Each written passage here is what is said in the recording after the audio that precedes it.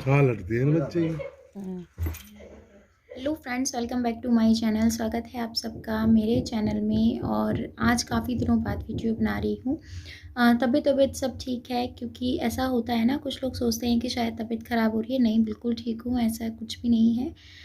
But मेरे भाई के लड़का हुआ था तो मैं वहाँ गई थी, जैसे छठी वटी का काम होता है वो भी, और कुछ थोड़ा बहुत वैसा भी काम था। और घर में भी कुछ काम ऐसे हो जाते हैं जो मैं वो करना बहुत ज़्यादा ज़रूरी होता है, तो उसमें लगी हुई थी। इस वजह से कोई भी वीडियो कुछ भी शूट नहीं कर पा रही थी मैं। और आज है मेरा फास्ट, क्योंकि आज है पूर्णिमा, मतलब पूर्णमासी। तो इस वजह से आज मैंने जो मेरा मतलब चाय पीते हैं, पूरा दिन व्रत करके, सुबह में व्रत करके कथा सुनते हैं पूर्णमासी की, वो मैंने कथा सुनी। पंजीरी का प्रसाद चरणामृत बनाते हैं वो बनाया था। और अब मैं चाय पी रही हूँ। 3 साढ़े 3 बजे का टाइम हो रहा है और इस टाइम सुबह से कुछ नहीं खाया है, अभी अभी चाय पीने बैठी हूँ। बाल भी मतलब वीरवार था, वीरवार को सिर नहीं धोते हैं, तो मैंने बुधवार को सिर धोकर वीरवार को पानी डाल लिया था सिर पर, बस वही। तो बस यही सब था। तो मैंने सोचा क्यों ना आप लोगों से, काफ़ी दिन हो गए आप लोगों से बात नहीं की है, आप लोगों से बात भी कर लेती हूँ। और मैं क्या क्या खा रही हूँ वो आपको दिखा देती हूँ। वैसे तो फ्रूट खाए जाते हैं, तो मैंने ये एप्पल है वो मैंने काट के रखा है अपने लिए। और चाय बनाई है, दिखाऊं, चाय बना रही हूँ, चाय बनाई है और ये पीऊँगी। और फिर शाम में देखते हैं बट में क्या बनाऊँगी क्या नहीं बनाऊँगी। तो बस यही सब है। वीडियो पूरी वॉच कीजिएगा। और अगर अभी तक आपने मेरा चैनल सब्सक्राइब नहीं किया है तो प्लीज़ प्लीज़ प्लीज़ चैनल को सब्सक्राइब कर लीजिएगा। वीडियो अच्छी लगती है तो लाइक कीजिएगा, और अपना साथ और सपोर्ट हमेशा मेरे साथ इसी तरीके से बनाए रखिएगा। और जिनको अच्छी लग रही है वो भी लाइक कीजिएगा, जिन्हें नहीं लग रही है आपको हक है इस चीज़ का कि आप डिसलाइक भी कर सकते हैं, लाइक भी कर सकते हैं, वो सब आपके ऊपर है। अगर आपको वीडियो अच्छी लग रही है, मेरे बोलने मैं बात कर रही हूँ वो अच्छा लग रहा है, तो बस इसी तरीके से यही सब है। और मैं चाय पी लेती हूँ, फिर मिलती हूँ आपसे थोड़ी देर में।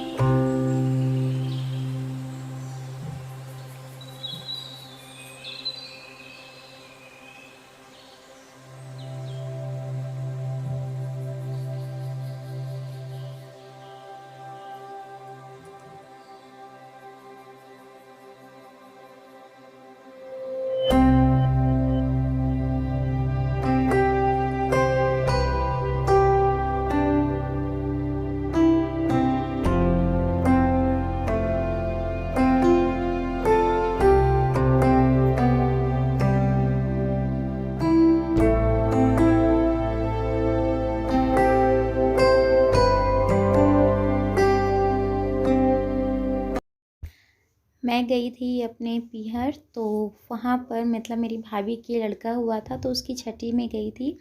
तो यहाँ पे देखिए हस्बैंड कैसे खेल रहे हैं मेरे भतीजे के साथ, मतलब फूफा भतीजे कैसे खेल रहे हैं और कितना एंजॉय कर रहे हैं।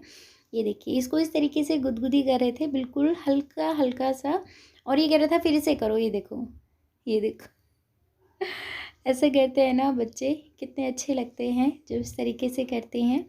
और काफ़ी लोगों का क्वेश्चन आ रहा था कि आप कहाँ थे, क्यों आपकी वीडियो नहीं आ रही थी। इसी वजह से नहीं आ रही थी, और मैं अपने पीहर गई हुई थी, कुछ बिजी भी थी इस वजह से। तो मैं आपको दिखाती हूँ यहाँ पर दक्षु क्या क्या बातें हो रही हैं।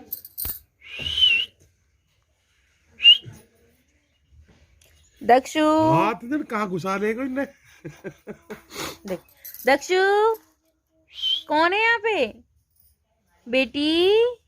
देख दक्षु कौन है यहाँ पे।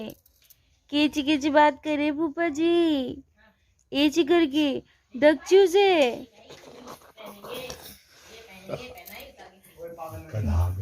दक्षु से बोल रहे हैं, दक्षु से।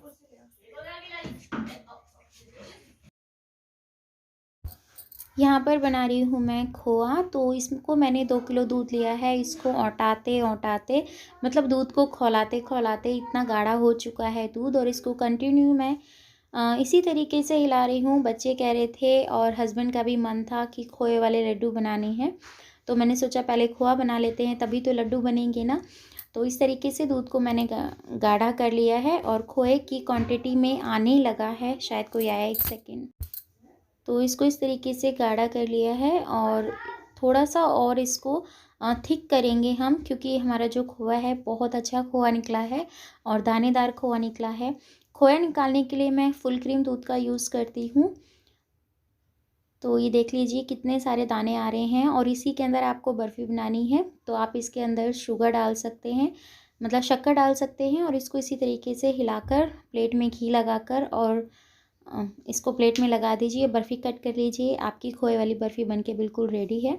बट मैं बर्फ़ी नहीं बनाऊंगी, लड्डू बनाऊंगी, तो इसलिए खोआ बन चुका है, परफेक्ट है। पता है, कुछ रिश्ते और कुछ तारीखें ऐसी होती हैं जो हमेशा के लिए हमें याद रह जाती हैं। जैसे कि अभी 24 जनवरी को मेरी मदर इन लॉ को 8 साल हो गए हैं, और जनवरी में ही उनका देहांत हुआ था। तो कुछ लोगों का कमेंट आ रहा था कि आपकी जो सास हैं वो कहाँ से हैं और उनकी डेथ कैसे हुई। तो मैंने जो कमेंट आया था उसका मैं स्क्रीनशॉट यहाँ लगा दूँगी, आप देख सकते हैं। उनका कमेंट ये था कि आपकी सास कहाँ से हैं। तो मेरी सास का जो पीहर है वो फ़िरोज़पुर झिरका की से है, और फ़िरोज़पुर झिरका में रहती थी, मतलब उनका पीहर फ़िरोज़पुर झिरका का था।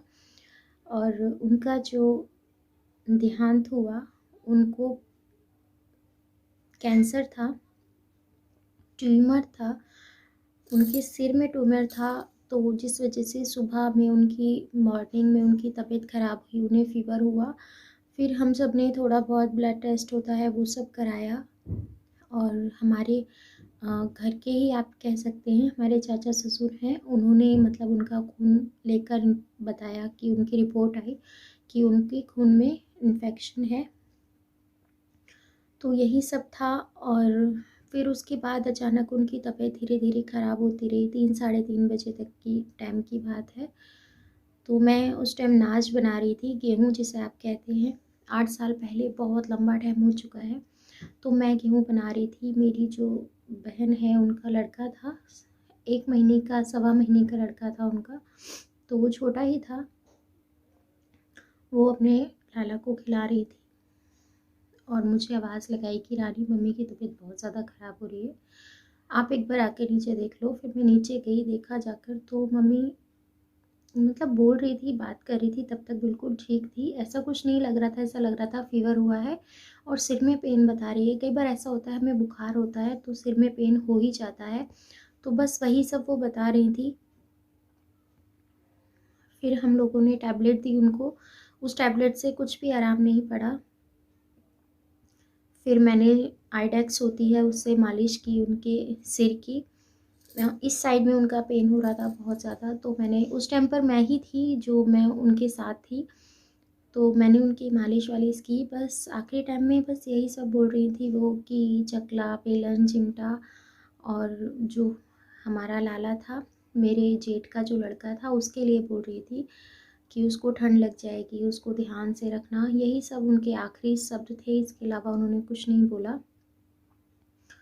और मुझसे बोल रही थी कि रानी, क्योंकि मेरा और हस्बैंड का थोड़ा सा ऐसा होता था, हमारी खटपटी होती रहती थी, तो मुझे आखिरी टाइम पे उन्होंने जो सीख दी, जो बोला कि मेरे हस्बैंड के लिए बोला कि उसको कभी भी छोड़कर मत जाना, और थोड़ा गुस्सा करता है पर सब ठीक हो जाएगा और सब्र रखो, यही सब मुझे बोला। और मुझसे काफ़ी सारी बातें की, पर मुझे नहीं लग रहा था, क्योंकि कई बार ऐसा होता था, वो मुझे समझाती भी थी कि ऐसे बात हुई, वैसे बात हुई। पर लास्ट टाइम 3-4 महीने पहले ही मेरे साथ इतना अटैच हो गई थी वो, बहुत ही ज़्यादा, हद से ज़्यादा हर एक बात मेरे साथ शेयर करने लगी थी। बहुत सारी बातें थी उनकी जो अगर हम बैठते हैं तो याद करते हैं। और जितना उन्होंने किया शायद ही कोई कर पाएगा। बहुत अच्छी थी। लोगों का कहना है, पता नहीं कुछ लोग क्या कहते हैं क्या नहीं कहते हैं, मुझे उससे कोई फ़र्क नहीं पड़ता। वो हमारे लिए थी, हम उनके लिए थे, इससे ज़्यादा मैं और कुछ नहीं कहूँगी।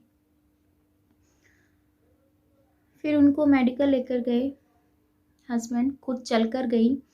उन्होंने नाइटी कभी नहीं डालती थी, मैक्सी होती थी ना, वो कभी नहीं वो डालती थी। तो जब मेरा लड़का हुआ था तब उन्होंने सूट डाला था फर्स्ट टाइम, तो उनको थोड़ा हटपटा लग रहा था, तो कह रहे थे एक दिन रानी तेरी मैक्सी डालकर ज़रूर देखूंगी।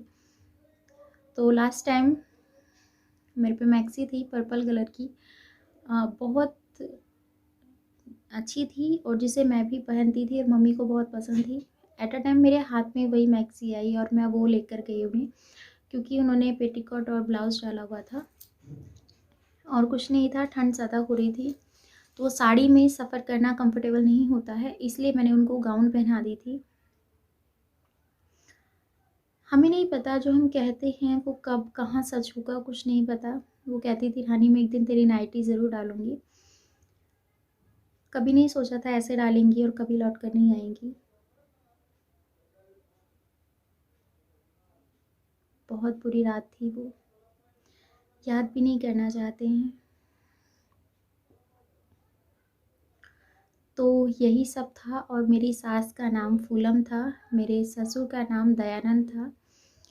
तो ये मैंने आपको बता दिया, जो आपने पूछा था उसका आंसर मैंने आप लोगों को दे दिया।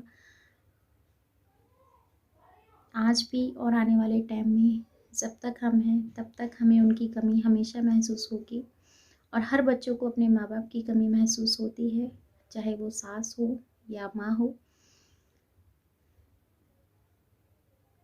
इससे आगे मैं कुछ नहीं कह पाऊँगी।